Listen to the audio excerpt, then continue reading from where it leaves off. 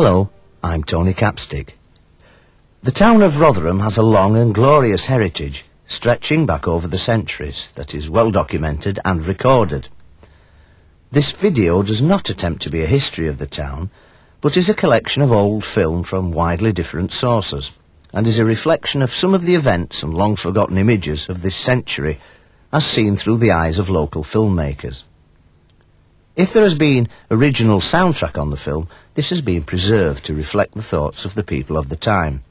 I hope you enjoy it now as much as they did. Let us begin by taking a look at the borough facing the future with new hope and confidence.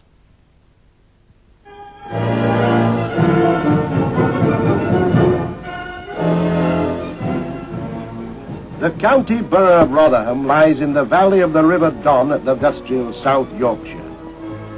This valley has seen many changes through the passing ages, from the coming of the Romans who lived here to the Industrial Revolution, which changed its face entirely and brought new prosperity and new problems to the area. Because basic natural resources were available, the district became a center of the iron and steel industry, and Rotherham, with its neighboring city of Sheffield. Steelmaking has long been a lifeblood of the community, and the process is graphically illustrated here in the furnaces of Steel, Peach and Tozer. At the start of the steelmaking process, carefully selected scrap steel was mixed with pig iron and refining agents to form the charge of a cold metal open hearth furnace. The furnace being charged here had a capacity of 80 tons and was one of 14 in the largest open hearth melting shop in Great Britain. The shop was over a quarter of a mile in length. When the furnace had reached the required temperature and was ready to be tapped, the molten steel would be run out into ladles ready for teaming into ingot moulds. The refining process was continued during the tapping, with additions to the steel in the ladles, in this case aluminium.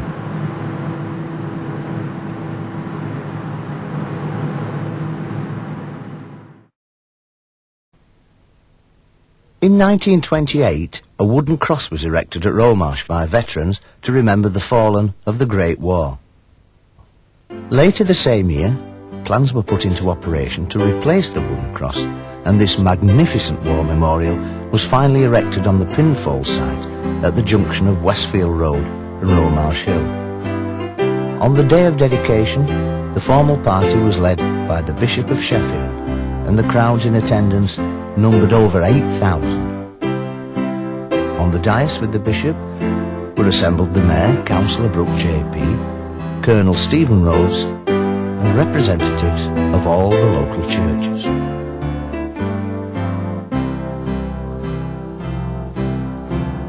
As the memorial was unveiled by Colonel Rose, a volley was fired by a detachment of the 5th York and Lancaster Regiment.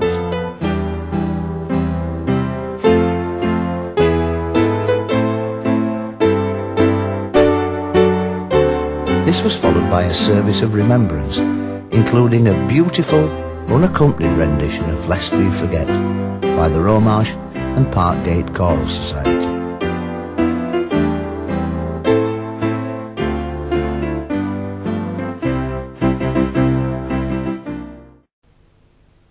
Rotherham has had its fair share of royal visitors.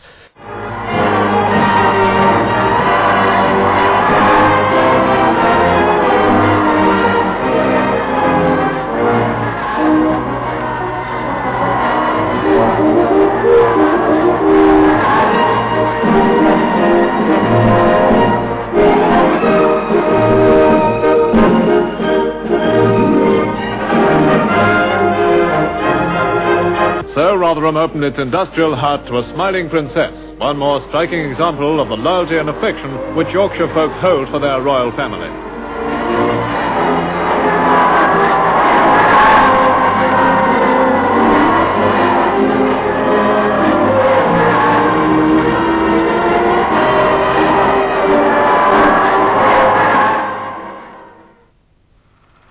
Coal has played a vital part in the life of communities throughout South Yorkshire, and Kilnest is a typical example, as this local film shows.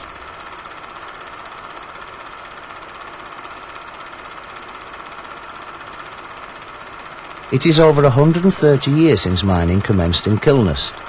This is the old Albany colliery, now capped with concrete, situated near the church. Kilnest Colliery, known in early years as Thryber Hall Colliery, first started drawing coal in the year 1860 when the Barnsley seam was worked. At this time the colliery was not connected to a railway, but coal was loaded onto barges on the South Yorkshire Canal and for local industry by horse and cart. Canal traffic was mainly to Hull and Grimsby for shipping.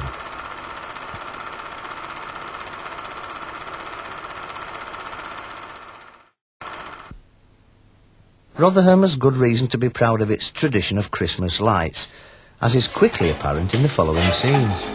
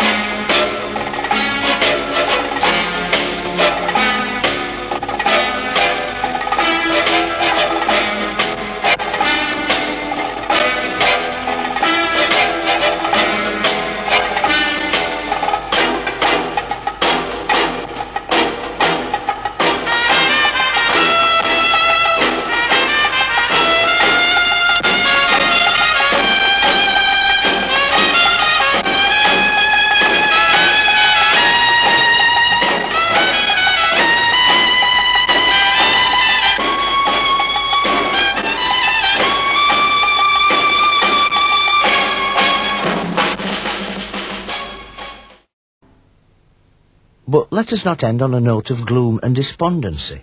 Finally, let's look back at how Rotherham celebrated its centenary in 1971.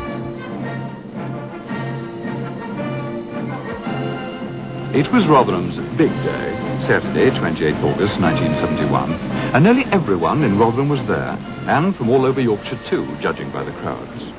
The local folk and their children got there early in All Saints Square, and soon the procession was coming from the town hall.